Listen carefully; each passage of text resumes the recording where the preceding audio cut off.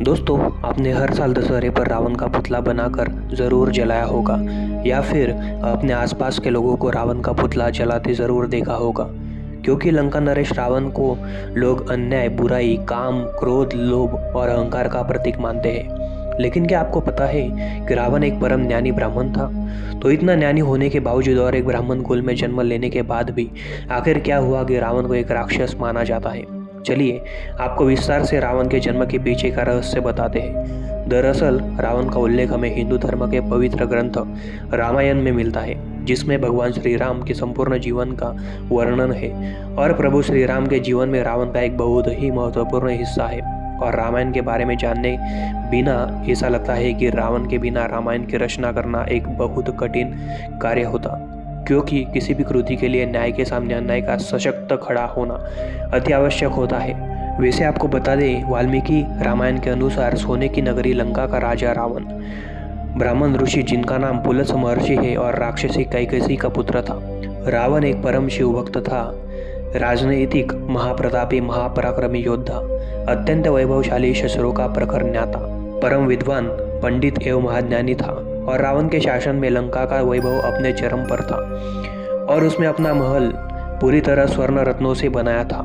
इसलिए उसकी लंका नगरी को सोने की लंका अथवा सोने की नगरी भी कहा जाता है। चलिए अब आपको बताते हैं कि रावण का जन्म कैसे हुआ और महर्षि से महान ब्राह्मण पुत्र का एक राक्षस कैसे बना। वाल्मीकि की रामायण के उत्तरकांड के अनुसार पौराणिक काल में 3 बहुत ही क्रूर राक्षस हुआ करते थे, जिनके नाम माल्यवान, सुमाली और माली थे।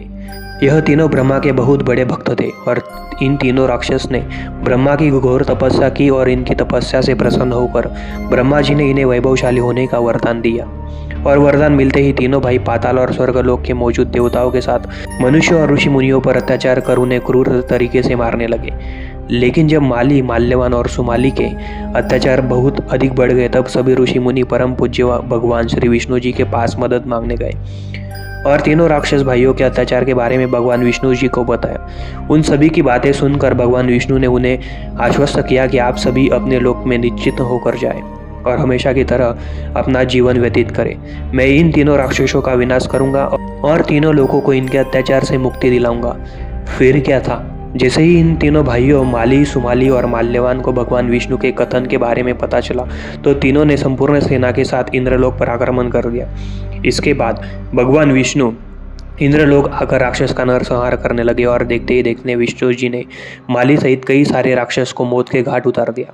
भगवान विष्णु का बल देख बाकी बचे राक्षस सुमाली और माल्यवान के साथ लंका की ओर भाग निकले और फिर कुछ समय बाद राक्षस सुमाली, माल्यवान और अन्य राक्षस लंका को छोड़कर पाताल लोक में रहने चले गए।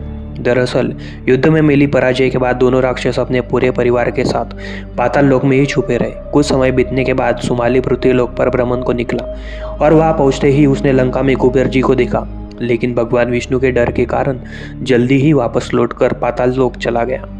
पाताल लोक पहुंचकर सोचने लगा कि आखिर कब तक उसे इस तरह सभी से छुपकर रहना पड़ेगा, और वह भगवान विष्णु से बचने का और देवताओं को पराजित करने का रास्ता खोजने लगा और उस पर विचार करने लगा। तभी उसे पृथ्वी लोक पर मिले कुबेर जी का विचार मन में आया और फिर उसने कुबेर के बारे में सब कुछ पता किया कि कुबेर ऋषि विश्रवा का पुत्र है। और वह सोचने लगा कि क्यों ना वह भी अपनी पुत्री का विवाह ऋषि से करवा दे, जिससे शीघ्र ही उसकी पुत्री को कुबेर जैसे पुत्र की प्राप्ति हो जाएगी और राक्षस वंश का कल्याण हो जाएगा। और यह विचार लेकर सुमाली अपनी पुत्री के पास गया और उससे बोला कि पुत्री, तुम अब विवाह के योग्य हो गई हो, लेकिन मेरे भय के कारण कोई भी तुझसे विवाह के लिए हाथ मांगने नहीं आता। इसलिए तुम अत्यंत पराक्रमी महर्षि विश्रवा से विवाह कर लो, जिससे राक्षस वंश का कल्याण होगा, क्योंकि वही पुत्री देवताओं से हम राक्षस की रक्षा कर सकता है। दोस्तों, आपको जानकर आश्चर्य होगा कि राक्षस कुल की पुत्री होने के बावजूद कैकसी एक धर्मपर स्त्री थी, इसलिए अपने पिता की आज्ञा का पालन करना उसका धर्म था और उसने अपने धर्म का पालन करते हुए महर्षि से विवाह करने के लिए अपनी स्वीकृति दे दी। और फिर अपने पिता सुमाली को प्रणाम करके और आज्ञा लेकर कैकसी पाताल लोक से पृथ्वी लोक की ओर प्रस्थान कर गई। आपकी जानकारी के लिए बता दूं कि पाताल लोक से पृथ्वी लोक की दूरी अधिक होने के कारण कैकसी को पृथ्वी लोक पहुंचने में काफी समय लग गया और जब वो पृथ्वी पर महर्षि विश्व के आश्रम पहुंची, तब तक सूरज ढल चुका था और साय का समय हो गया था और बहुत तेज आंधी चलने के साथ साथ बादल भी घिर चुके थे।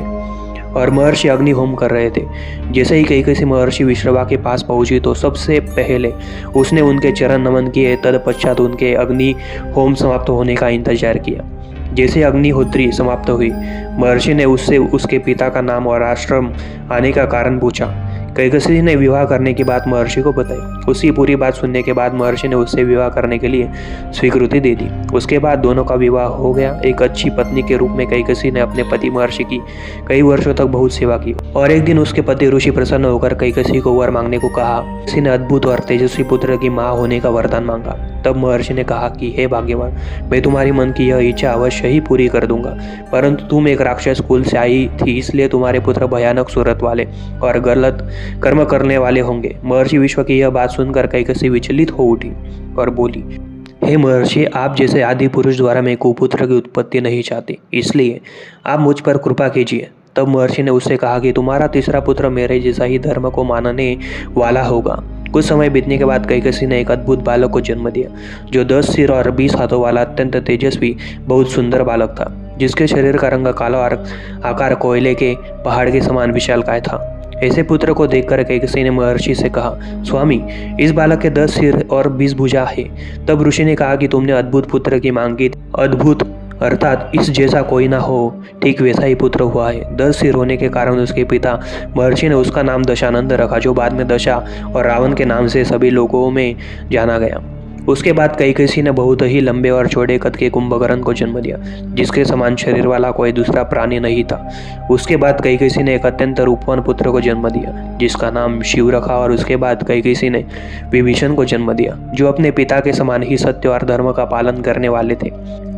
और उनके जन्म के समय आसमान से फूलों की बारिश होने लगी। जब रावण माता सीता को हर कर लंका लाया था, तब उसके भाई विभीषण ने माता सीता को सम्मान सहित वापस भेज देने को कहा था, लेकिन रावण ने अपने भाई की बात नहीं मानी और बाद में विभीषण ने प्रभु श्री राम को रावण के मृत्यु का राज बताया और अपने धर्म का पालन किया। वैसे शायद ही आपको मालूम होगा कि भारत में कई जगहों पर रावण के पुतले को जलाया नहीं जाता, बल्कि उसकी पूजा की जाती है। दरअसल मध्य प्रदेश के मंदसौर में रावण को पूजा जाता है और कहा जाता है कि यह रावण की धर्मपत्नी मंदोदरी का जन्म हुआ था, इसलिए इस शहर का नाम मंदसौर पड़ा।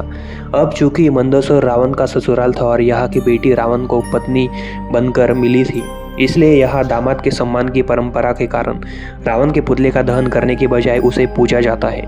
मंदसौर में रावण की मूर्ति बनी हुई है, जिसकी पूजा हर साल की जाती है। तो दोस्तों, यह था हमारा एक और रोचक वीडियो। आपको वीडियो कैसा लगा हमें कमेंट में ज़रूर बताएं। अगर आप भारत से हो तो कमेंट में जय हिंद ज़रूर लिखें। हमारे चैनल को सब्सक्राइब करना ना भूलें। मिलते हैं अगले वीडियो में। धन्यवाद।